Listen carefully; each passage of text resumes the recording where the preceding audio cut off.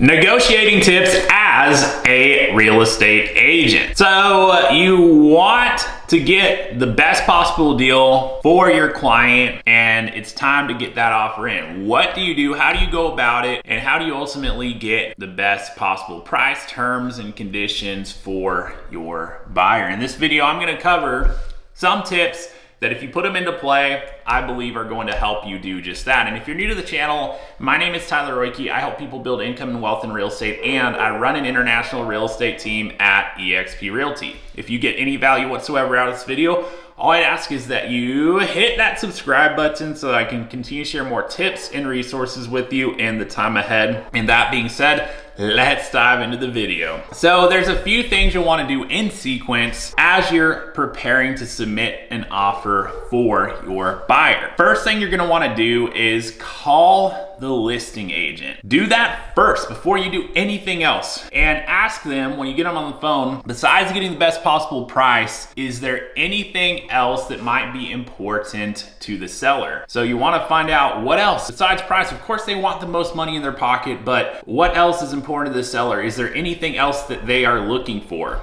And you never know what they're going to say to that. Oftentimes they'll say, no, money's most important, submit your best offer, whatever. But from time to time, you might get an additional piece of information that helps make your offer more acceptable to the seller. It might be a specific timeline on the closing. It might be just lining something up they are trying to have happen with the sale of the home. You never know what you might get, but ask that question, and it's going to help give you the upper hand and make your offer more attractive to the seller and make it easier for them to accept it based on that term or piece of information you got if you wanted to utilize it. Second thing you're going to want to do is run your comps. And when you do this correctly, you're going to come up with some kind of range from low to high sales price. And it's likely that the sales price of this home that you're looking to get an offer in on is going to fall somewhere within that range, provided that those comps are truly apples to apples. And depending on the situation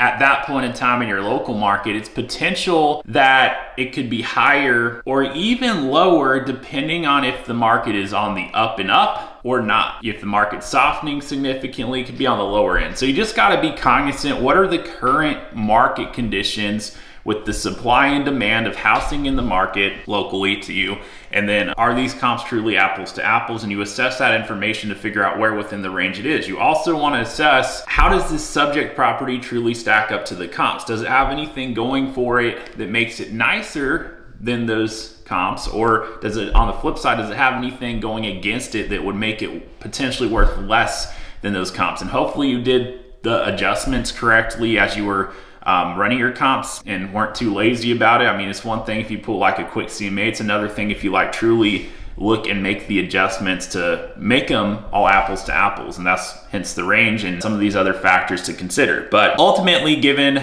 the comps, you want to, next step 3 is have situational awareness. And what I mean by that is, what is the situation with this property you're offering on?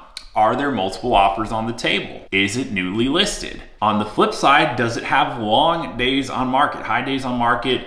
Are there major repairs needed? And or is there something unusual or undesirable about this specific property? And oftentimes it's being observant when you're there on the ground where you're gonna figure that last thing out, because sometimes you notice things while you're there that you wouldn't really pick up briefly looking through a bunch of pictures. Now on the flip side though, does it have something that contributes an unusually high amount of value that would add a premium compared to most other houses that have sold that were like it? So again, that's all situational awareness, because depending on the situation, your offer is probably going to be drastically different if you know for a fact there's multiple offers on the table and it's a highly desirable property, if your buyer truly wants to secure it, versus on the flip side, if it's high days on market, has something super undesirable about it and has no offers on the table. You're probably going to offer something completely different in those two scenarios if you had a serious buyer that wanted it in either case. And that brings the 4th key point here. Know your client's goal. What is their goal with this? Do they truly want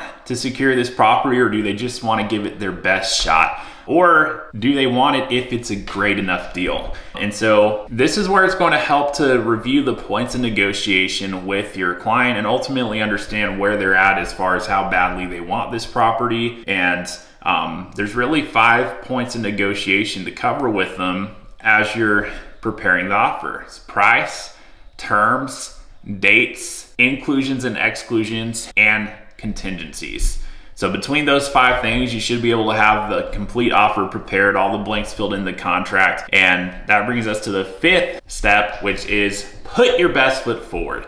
Only put your best offer on the table if it's the final and best offer that's due in a multiple offer situation. If that's not the case, I'd probably leave some room in one capacity or another based on what your client's goal is. It's not always about submitting like a super low offer price, but you know, it might be just depending on their goals. So that's why it's like, hey, have a conversation. And if it's not a competitive offer situation, maybe you leave some room and you know, try to give the seller more what they want on other terms than price. But again, that's depending on what your client wants. That's for them to decide and you to help guide and strategize on based on your situational awareness, based on the comps and all the info you've collected from the listing agent. And if it truly is highest and best, put your best foot forward. Truly the best offer most of the client would be willing to pay if they truly do want to secure the property and have the best opportunity to get it. And you'll want to, generally speaking, come in closer to the asking price on properties that are priced well, if not at the asking price or even a little above, depending on what's happening in your market. But like if the property is priced well, it's probably going to sell for that or very close to it one way or another, plus or minus, especially if it's in move-in ready condition as it stands. And on the flip side, you're going to have the most power to negotiate when demand is the lowest, such as high days on market with little to no interest in the property, especially if there's something very unusual or even something wrong with the property. Those are going to be the properties that, especially if they've been on the market already, have the least demand. And depending on the seller situation, they may be more desperate to sell. I mean, maybe not, maybe they're okay sitting on it, but again, that comes back to situational awareness. And so I hope this helps, like, because if you really know and dive into all these details when you're submitting an offer, it's going to help you to be in a situation to negotiate the best possible deal for your clients given the situation. It's not always about getting the biggest discount. Like sometimes there's not really an opportunity to get a discount, but if you're aware of all this, it's going to help you to communicate it to your client and make sure that you're doing everything you possibly can to get the best possible deal on that property. Now, if you did find it helpful, here's what I'd ask you to do. Just hit that subscribe button. I'm going to continue to share more valuable information and resources for you in the time ahead. And if there's anything I can do to help you now or in the future, drop me an email. You'll find that in the description below. And that being said, thank you so much for watching the video. Until next time, I'll look forward to seeing you on the next video.